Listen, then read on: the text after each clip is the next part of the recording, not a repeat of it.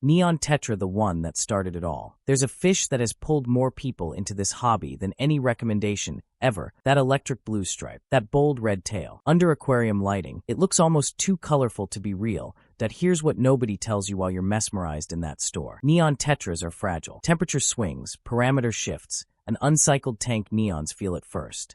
And Neon Tetra disease? No cure. Spreads fast. Wipes a school before you realize what's happening. So how does a fish this sensitive become the most recognized schooling fish on the planet?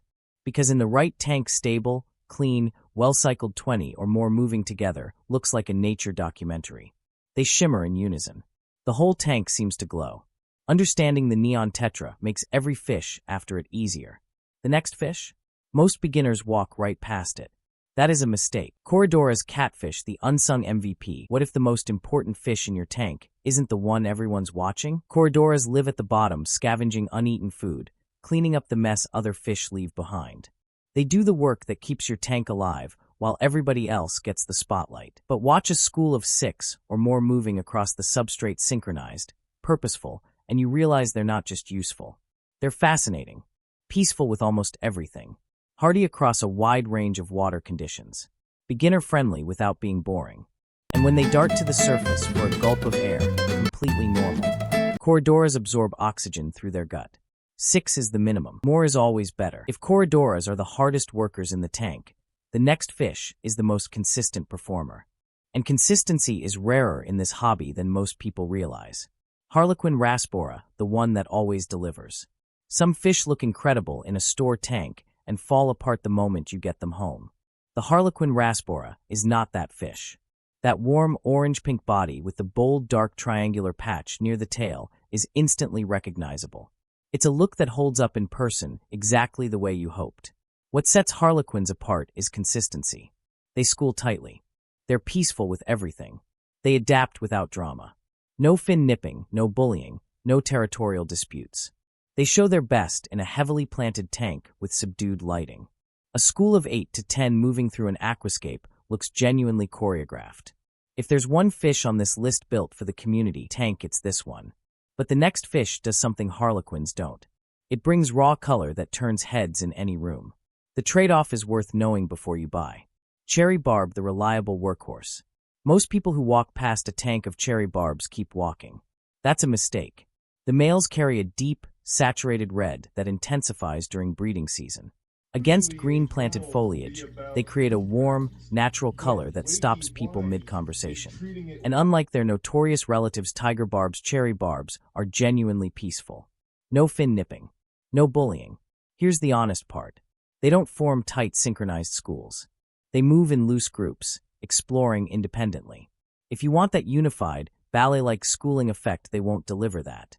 What they give you instead is reliability, forgiving of beginner mistakes. In a school of 10 or more, 2 females to every male, they settle into a natural social hierarchy that's interesting to watch develop over time. The next fish thrives in conditions most tropical fish can't survive, and almost nobody talks about it. White Cloud Mountain Minnow, the overlooked gem. Here's something most schooling fish lists skip entirely. White Cloud Mountain Minnows are cold water fish comfortable between 60 and 72 degrees Fahrenheit. No heater required. Unheated aquariums, outdoor ponds, basement setups, options no other fish on this list can offer. Also stubbornly hardy. Fluctuations that would stress a Neon Tetra barely register for a white cloud. Under soft lighting, their metallic sheen carries a quiet elegance. Selective breeding has produced striking forms, a long fin variety, and a gold morph that catches the eye. Inexpensive. Widely available. Easy to build a large school without breaking budget. How does a fish this adaptable end up so overlooked? Because the hobby chases flashy over practical. White clouds deliver both. The next fish literally uses its own body to tell you whether your tank is healthy enough. Once you understand that, you'll never look at it the same way. Rummy Nose Tetra, when schooling becomes art. There's a fish that functions as a living water quality test kit, not a metaphor. The Rummy Nose Tetra's cherry red face is a direct indicator of your tank conditions. Parameters stable, the red is vivid and saturated. Something wrong, the red fades. The fish tells you before your test kit does. That feature alone makes them worth keeping. It also explains why they belong in a mature aquarium, not a new setup. When conditions are right, A school of 10 or more creates one of the tightest, most synchronized displays in freshwater fishkeeping. They turn together, accelerate together, hover in formation through the midwater column. Get it right, and this fish rewards you with something genuinely special. The next fish is smaller, less talked about, and creates a planted tank effect most people don't believe until they see it.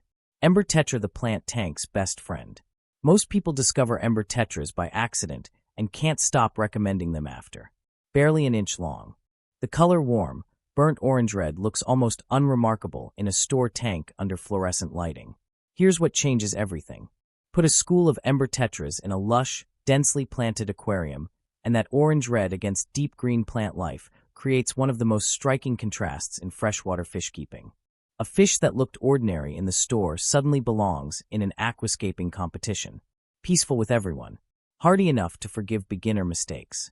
One of the very few fish safe in a shrimp tank. The effect in the right setup is every bit as beautiful as neons or cardinals with significantly more forgiving care. The next fish is where things get specific.